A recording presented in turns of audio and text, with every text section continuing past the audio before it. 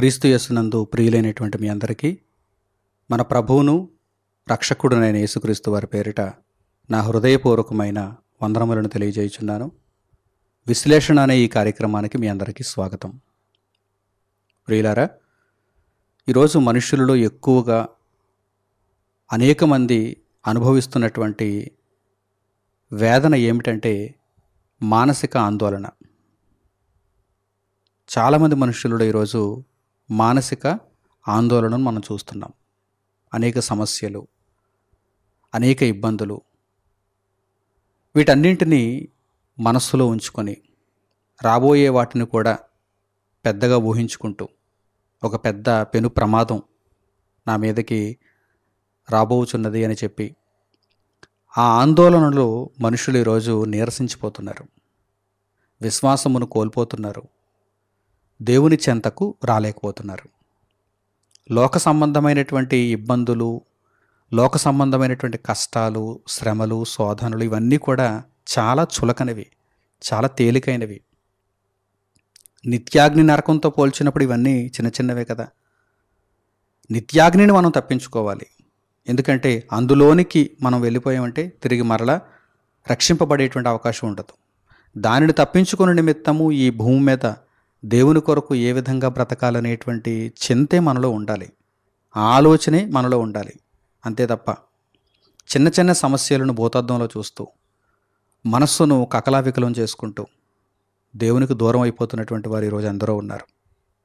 కనుక ఈ సందర్భాన్ని మనము చక్కగా దేవుని వాక్యమును విశ్లేషిస్తూ నేర్చుకుంటూ అటువంటి మానసిక ఆందోళనలో నుండి ఎలా బయటపడాలో తెలుసుకుందాం.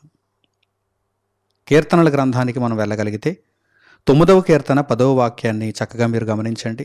ఇక్కడ భక్తుడు దేవుని మీద మనము ఆధారపడవలసినటువంటి ఆవశ్యకతను తెలియజేస్తున్నాడు. చూద్దాం. 9వ కీర్తన 10వ వాక్యం. యెహోవా, నిన్ను ఆశ్రయించు వారిని నీవు విడిచిపెట్టువాడవు కావు, కావున నీ నామం ఎరిగిన వారు నిన్ను నమ్ముకొందురు. పరలోకమందున్న దేవుడు ఎంత గొప్పవాడంటే ఆయనను ఆశ్రయించిన వారిని ఆయన విడిచిపెట్టేవాడు కాదు. ఎవరైతే ఆయన ఆశ్రయమును పొందాలనుకుంటారో, దేవా నీవే నా ఆశ్రయం, నీ నీడను నేను విశ్రమిస్తాను, నీ మార్గములో నేను నడుచుకుంటాను, నీవు చెప్పిన విధంగా నేను బ్రతుకుతాను, నీవే నా ఆధారం అని దేవుని యొద్దకు ఎవరైతే వస్తారో అట్టి వారిని దేవుడు విడిచిపెట్టేవాడు కానే కాదు. మరి ఎవరు వస్తారు ఆయన దగ్గరకు? అందరూ ఆయన దగ్గరకు వెళ్ళగలుగుతున్నారా? అందరూ ఆయనను ఆశ్రయించగలుగుతున్నారా? లోకములో ఇంకా ఏవేవో మార్గములు ఉంటాయేమోనని వెతుకుతున్నారు. ఇంకా ఏమైనా మార్గాలు ఉంటాయేమో వెతుక్కుంటున్నారు తప్ప దేవుని మీద ఆధారపడాలి, దేవుని కొరకు నేను బ్రతకాలి, దేవుని చిత్తమును నెరవేర్చాలి, ఈ సమస్యలన్నీ చిన్నపాటివే, వస్తాయి పోతాయి, వస్తాయి పోతాయి, వీటి నిమిత్తము నేను మానసిక ఆందోళన చెంది నా బ్రతుకును నేను వృధాపరుచుకోవటం ఎంత మాత్రమూ తగదు అని ఎవరైనా ఆలోచించగలుగుతున్నారా? దేవుని యొద్దకు మనుషులు రావాలి, దేవునిని ఆశ్రయించాలి. దేవుని యొద్దకు రావాలి అంటే అర్థం ఏంటి? దేవుని వాక్యమును తెలుసుకోవాలి, దేవుని వాక్య ప్రకారం జీవించాలి, భక్తిలో కొనసాగాలి. అదే దేవుని యొద్దకు రావటం. ఇక్కడ నీతిమంతుడు మాట్లాడుతున్నాడు చూడండి, పరిశుద్ధాత్మ ప్రేరణతో.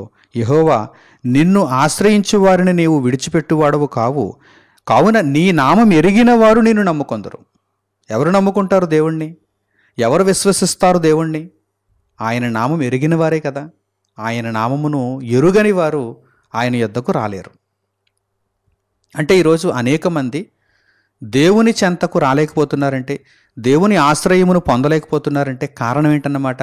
ఆయన నామమును వారు ఎరుగలేదు. అంటే ఆయన యొక్క విశిష్టతను, ఆయన గొప్పతనాన్ని, ఆయన ఔన్నత్యమును, ఆయన అదృశ్య లక్షణములను వారు తెలుసుకోలేదు. ఆయన మాటలలో ఉన్న సారాంశాన్ని వారు గ్రహించలేదు. నీ నామం ఎరిగిన వారు నిన్ను ఆశ్రయిస్తారు, నీ దగ్గరకు వస్తారు. నీ నామం ఎరుగని వారైతే వారు దూరంగానే ఉంటారు అని భక్తుడు ఇక్కడ మాట్లాడుతున్నాడు. కనుక ఈ వాక్య భాగం ద్వారా మనం తెలుసుకోవలసినటువంటి విషయం ఏమిటి? ఈ ప్రపంచంలో ఏ సమస్య అయినా సరే అది చిన్నదే, దేవుడు ఆ సమస్యను పరిష్కరిస్తాడు. మనము మానసిక ఆందోళనకు గురి కాకూడదు. మనము దేవుని యొక్క ఆశ్రయమును పొందాలి. ఆయన ఆశ్రయమును మనం పొందాలంటే ఆయన నామమును మనము తెలుసుకోవాలి. అనగా ఆయన యొక్క గొప్పతనాన్ని, ఆయన విశిష్టతను, ఆయన యొక్క వాక్యమును మనము తెలుసుకోవాలి అనేటువంటి విషయమును ఇక్కడ మనం గ్రహించగలం. అలాగే పరిశుద్ధ గ్రంథంలో మరొక వాక్య భాగాన్ని మనం చూడగలిగితే యెషయా గ్రంథము 26వ అధ్యాయము 3వ వాక్యం నుండి మనం గమనిద్దాం. అక్కడ కూడా ఈ సందర్భానికి సంబంధించినటువంటి సంగతులు వ్రాయబడ్డాయి. యెషయా గ్రంథము 26వ అధ్యాయము 3వ వాక్యం నుండి, ఎవని మనస్సు నీ మీద ఆనుకొనునో. దేవుని మీద ఆనుకోవాలి మన మనస్సు దేవుని మీద ఆనుకున్నప్పుడు ఆ మనస్సు ప్రశాంతంగా ఉంటుంది. ఆందోళనకు గురవుతున్నదంటే అర్థం ఏంటి? దేవుని మీద ఆనుకోలేదన్నమాట. పూర్తిగా దేవుని మీద ఆనుకోండి. దేవుడే నా భారాన్ని తొలగిస్తాడు, దేవుడే నా చింతను తీసేస్తాడు, దేవుడే నాకు శాంతినిస్తాడు, సమాధానమును అనుగ్రహిస్తాడు అని చెప్పి మీ మనస్సును దేవుని మీద ఆనుకునేలా చేయండి. ఎవని మనస్సు నీ మీద ఆనుకొనునో వానిని నీవు పూర్ణ శాంతి గలవానిగా కాపాడుతావు. ఎవరి మనస్సు అయితే దేవుని మీద ఆధారపడుతుందో వారిని దేవుడు ఎలా కాపాడతాడు? పూర్ణ శాంతి, అరకొర శాంతి కాదు, పూర్ణ శాంతి గలవానిగా కాపాడుదువు. ఎలయనగా అతడు నీ యందు విశ్వాసం ఉంచి ఉన్నాడు. దేవుని యందు విశ్వాసం ఉంచడం అంటే అది చాలా గొప్ప విషయం ఏంటి. అతడు నిన్ను నమ్ముకున్నాడు తండ్రి, కనుక నీ మీద తన మనస్సును ఆనుకున్నప్పుడు నీవు అతనిని పూర్ణ శాంతి కలిగిన వానిగా మార్చేస్తావు.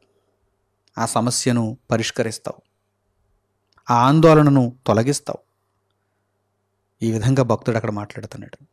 కనుక వ్రాయబడిన మాటలను చాలా చక్కగా మనం అర్థం చేసుకోవాలి. ఇవన్నీ కూడా పరిశుద్ధాత్మ ప్రేరణతో వ్రాయబడిన మాటలు, మనుషుల మట్టి మెదడులో నుంచి వచ్చినటువంటి మాటలు కావివి. పరిశుద్ధాత్మ ప్రేరణతో వ్రాయబడిన మాటలు. ఎవని మనస్సు అయితే దేవుని మీద నిజముగా ఆనుకుంటుందో అట్టివానిని దేవుడు పూర్ణ శాంతి కలిగిన వానిగా కాపాడతాడు. ఎందుకంటే ఆయనను తెలుసుకున్నటువంటి వారు, ఆయన మీద ఆనుకున్నటువంటి వారు, ఆయన యందు విశ్వాసం ఉంచిన వారు గనక దేవుడు తప్పక వారిని కాపాడతాడు. అలాగే 4వ వాక్యాన్ని కూడా చూడండి. యెహోవాయే నిత్యాశ్రయ దుర్గము. యెహోవాయే నిత్య ఆశ్రయ దుర్గము. ఎప్పటికీ ఆయనే మనకు ఆశ్రయం, ఆయనే మనకు ఒక కోట. యెహోవాయే పరలోకమందున్న తండ్రి. యెహోవాయే నిత్యాశ్రయ దుర్గము. యుగ యుగములు యెహోవాను నమ్ముకొనుడి. ఏమాత్రము అపనమ్మికను మీరు కలిగి ఉండొద్దు, అవిశ్వాసముతో మీరు ఉండొద్దు.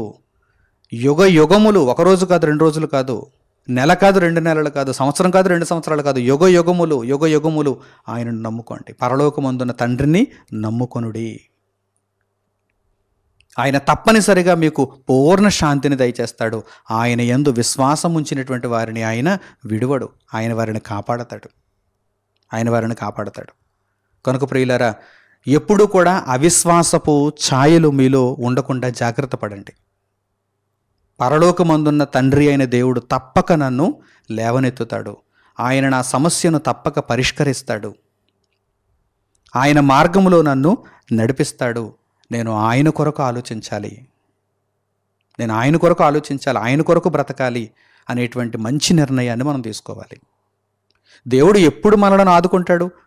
ఆందోళనలో మనం ఉన్నప్పుడు, మనము అనేకమైనటువంటి ఇబ్బందులను, శ్రమలను, కష్టాలను ఎదుర్కొంటున్నప్పుడు దేవుడు ఏ పరిస్థితులలో మనలను కాపాడతాడంటే మనం ఆయనను నమ్ముకున్నప్పుడు, ఆయన మీద మనం విశ్వాసం ఉంచినప్పుడు, ఆయన పనిలో మనం ఉన్నప్పుడు, ఆయన కొరకు మనం బ్రతుకుతున్నప్పుడు. అంతే తప్ప తేలికగా ఒక మాట చెప్పి తండ్రి నీవే ఈ భారాన్ని అంతటిని తొలగించేయి, నా ఇష్టం నాది, నేను ఇక తర్వాత మరల నిన్ను కలుస్తాను అనేటువంటి విధానంలో మనం ఉండకూడదు.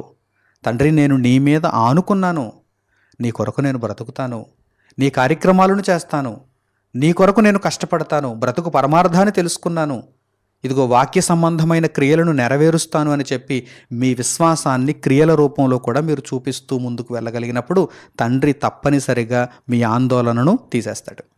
ఎందుకంటే ఆయన సమర్థుడు. ఆయనను నమ్ముకున్నాం మనం. లోకములో ఉన్నటువంటి చిన్న చిన్న రాజులను లేక గుర్రములను, రథములను మనం నమ్ముకోవటం లేదు. యుద్ధాయుధములను మనం నమ్ముకోవటం లేదు. పరలోకమందున్న తండ్రి అయిన దేవుని మనం నమ్ముకుంటున్నాం గనక ఆయన తప్పకుండా న్యాయమును జరిగిస్తాడు. ఆయన మనకు సహాయం చేస్తాడు. అలాగే పరిశుద్ధ గ్రంథం నుండి యేసుక్రీస్తు ప్రభువు శరీరధారిగా ఈ భూమి మీద నివసించినటువంటి కాలములో పలికినటువంటి మాటలను కూడా ఈ సందర్భమై జ్ఞాపకం చేసుకుందాం. మత్తయి సువార్త 6వ అధ్యాయము 27వ వాక్యం నుండి చూడండి. మత్తయి సువార్త 6వ అధ్యాయము 27వ వాక్యం నుండి, మీలోనెవడు చింతించుట వలన తన ఎత్తు మూరెడు ఎక్కువ చేసుకొనగలడు? ఇక్కడ యేసుక్రీస్తు ప్రభు ప్రశ్నిస్తున్నారు. ఏమని? మీరు చింతించడం మానండి. లోక సంబంధమైనటువంటి ఇబ్బందులు, సమస్యలు ఎన్నెన్నో ఉంటాయి. మీరు చింతించడం మానండి. మీలో ఎవడు చింతించుట వలన తన ఎత్తు మూరెడు ఎక్కువ చేసుకొనగలడు అంటే ఏమాత్రం ప్రయోజనం ఉండదు అని ఆయన మాటలలో భావం. ఏమాత్రం ప్రయోజనం ఉండదు. మీరు చింతించి మీరు ఆ విధంగా మానసిక ఆందోళనలోనికి వెళ్ళిపోవడం తప్ప మీరు సాధించేదంటూ ఇంకేమీ ఉండదు. మీ ఎత్తు మూరెడు ఎక్కువ చేసుకొనగలరా? మీ చింతను మీరే తీర్చుకోగలరా? చింతించి మీ చింతను మీరే తీర్చుకోగలరా? ఆ సమస్యను మీరే పరిష్కరించుకోగలరా? మీలోనెవడు చింతించుట వలన తన ఎత్తు మూరెడు ఎక్కువ చేసుకొనగలడు? వస్త్రములను గూర్చి మీరు చింతింపనేలా? అడవి పువ్వులు ఎలాగు ఎదుగుచున్నవో ఆలోచించుడి. అవి కష్టపడవు, వడకవు. అయినను తన సమస్త వైభవముతో కూడిన సొలొమోను సైతము వీటిలో నొకదాని వలనైనను అలంకరింపబడలేదు. నేడుండి రేపు పొయ్యిలో వేయబడు అడవి గడ్డిని దేవుడు ఎలాగూ అలంకరించిన ఎడల అల్పవిశ్వాసులారా, మీకు మరి నిశ్చయముగా వస్త్రములు ధరింపజేయును కదా. కాబట్టి ఏమి తిందుమో, ఏమి త్రాగుదుమో, ఏమి ధరించుకుందుమో అని చింతింపకుడి. అన్యజనులు వీటన్నిటి విషయమై విచారింతురు.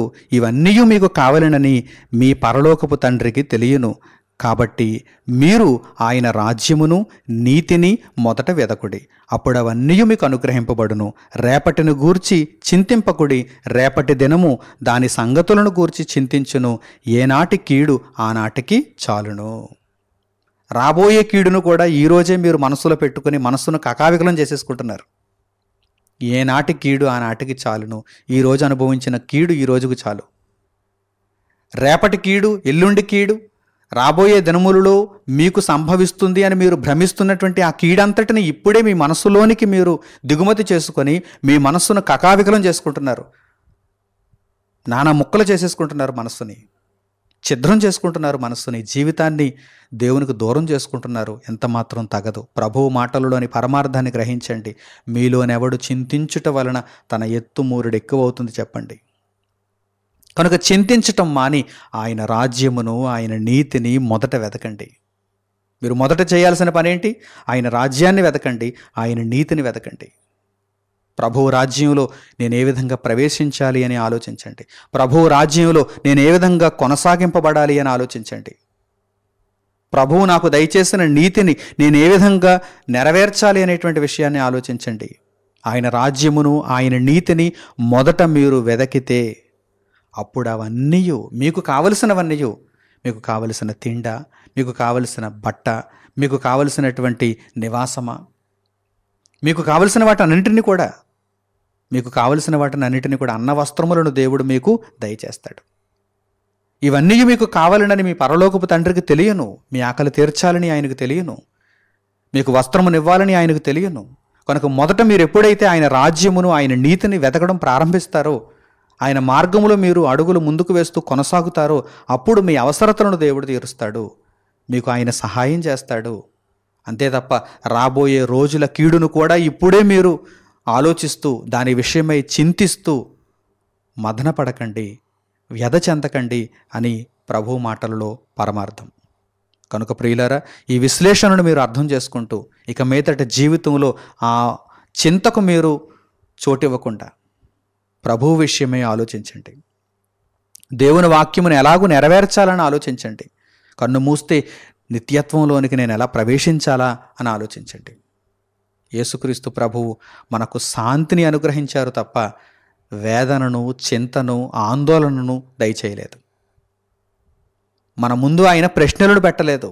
ప్రశ్నల నుంచి, ఆందోళనలలో మనలను ముంచి ఆయన వెళ్ళిపోలేదు, శాంతిని మనకు అనుగ్రహించారు, సమాధానమును మనకు దయచేశారు. ఇదిగో చూడండి, ప్రతి ప్రశ్నకు మనకు పరిశుద్ధ గ్రంథంలో సమాధానం దొరుకుచున్నది. ప్రతిరోజు మనం దేవుని వాక్యాన్ని వింటున్నాం, దేవుని వాక్యాన్ని అభ్యసిస్తున్నాం అంటే మనకు సమాధానాలు దొరుకుతున్నాయి. ప్రభువు మనకు అనుగ్రహించినది ప్రశ్న కాదు, సమాధానం. చూడండి, ఆ మాటను కూడా చూడండి. యోహాను సువార్త 14వ అధ్యాయము 27వ వాక్యాన్ని చూడండి. ఇక్కడ మీకు ఆ సందర్భం అర్థమవుతుంది. యేసుక్రీస్తు ప్రభువు సమాధానమును మనకు దయచేశారన్న సంగతి మీకు తెలుస్తుంది. యోహాను సువార్త 14వ అధ్యాయము 27వ వాక్యం, శాంతిని మీకు అనుగ్రహించి వెళ్ళుచున్నాను, నా శాంతిని మీకు అనుగ్రహించుచున్నాను, లోకమిచ్చినట్టుగా నేను మీకు అనుగ్రహించుటలేదు, మీ హృదయములను కలవరపడనీయకుడి, వెరవనీయకుడి. శాంతి అనగానే ఫుట్నోట్లో ఏమని రాయబడింది? లేక సమాధానము. 3 అనేటువంటి అంకెవేసి క్రింద లేక సమాధానమని రాయబడింది. అంటే ప్రభువు మనకు అనుగ్రహించినది శాంతి లేక సమాధానము. లోకం ఇచ్చినట్టుగా కాదు. లోకంలో కొంతమంది కూడా వచ్చి మనలను ఓదారుస్తూ ఉంటారు మనం ఆందోళనలో ఉన్నప్పుడు. కానీ లోకం ఇచ్చినట్టుగా కాదు, ప్రభువు ఇచ్చేటువంటి శాంతి, ప్రభువు ఇచ్చేటువంటి సమాధానం ఎలా ఉంటుందంటే గొప్పగా ఉంటుంది, ఉన్నతంగా ఉంటుంది, మనము సంతోషింపదగినదిగా ఉంటుంది. నా శాంతిని మీకు అనుగ్రహించుచున్నానంటే నా సమాధానమునే మీకు అనుగ్రహించుచున్నాను అని ప్రభువు తెలియజేస్తున్నారు. కనుక మీ హృదయములను కలవరపడనీయకండి, వెరవనీయకండి, మదన పడకండి, ఆందోళనలో మీరు మునిగిపోకండి. దేవుని మీద మీరు విశ్వాసం ఉంచండి, దేవుని మీద మీ మనస్సును ఆనుకునేలా చేసుకోండి, పరిపూర్ణమైనటువంటి విశ్వాసముతో దేవుని మార్గంలో కొనసాగండి. ప్రభువు మీకు అనుగ్రహించిన శాంతిని లేక సమాధానమును మీరు గైకొనండి, చేపట్టండి. ఆయన రాజ్యమును, ఆయన నీతిని మొదట మీరు వెతకగలిగితే తప్పనిసరిగా ప్రభువు అనుగ్రహించే శాంతి లేక సమాధానం మీకు దొరుకుతుంది. కనుక మంచి నిర్ణయాలతో, ప్రభువు మీకు దయచేసేటువంటి శాంతితో, ఆ సమాధానముతో మీ హృదయమును చక్కగా పదిలపరుచుకొని, దేవుని వాక్యముతో మీ హృదయమును నింపుకొని, దేవుని పనులలో కొనసాగుతూ నిత్య జీవానికి వారసులుగా మారాలని హృదయపూర్వకంగా కోరుకుంటూ ఈ సందేశమును ఇంతటితో నేను ముగిస్తున్నాను. తండ్రి అయిన దేవునికి ప్రార్థనలో ఏకీభవించండి. మహోన్నతుడును మహాపరిశుద్ధుడునైన మా కన్న తండ్రి, ఈ సమయమందు మీరు మాకు అనుగ్రహించిన ఉన్నతమైనటువంటి ఈ పాఠ్యాంశమును బట్టి మా హృదయపూర్వకమైన కృతజ్ఞతాస్తుతులను మీకు తెలియజేస్తున్నాము. లోకం ఇచ్చినట్టుగా కాకుండా మీరు దయచేసిన శాంతి లేక సమాధానము ఎంతో ఉన్నతమైనదిగా మాకు కనిపిస్తుంది. నాయన, మా మనస్సును మీ మీద మేము ఆనుకునేలా చేసుకుని ప్రభువు మాకు దయచేసే సమాధానమును పొందుచు, మీ రాజ్యమును గూర్చి, మీ నీతిని గూర్చి మొదట మేము వెదకుచు, మీ చిత్తమును పరిపూర్ణము చేసుకున్నట్లో మా జీవితకాలమంతటినీ మీ వాక్యపు మార్గములో నడిపించుకునే భాగ్యమునిమ్మని మిమ్మల్ని వేడుకుంటూ, మీ కృపతో, మీ దయతో, మీ సమాధానమును ఎల్లప్పుడూ మాకు తోడుగా ఉంచమని వేడుకుంటూ, మా ప్రార్థన మనవులను మా ప్రభువును మా రక్షకుడునైన యేసుక్రీస్తు వారి పేరిట మిమ్మల్ని వేడుకొనుచున్నాము తండ్రి. ఆమేన్. అందరికీ వందనములు. సెలవు.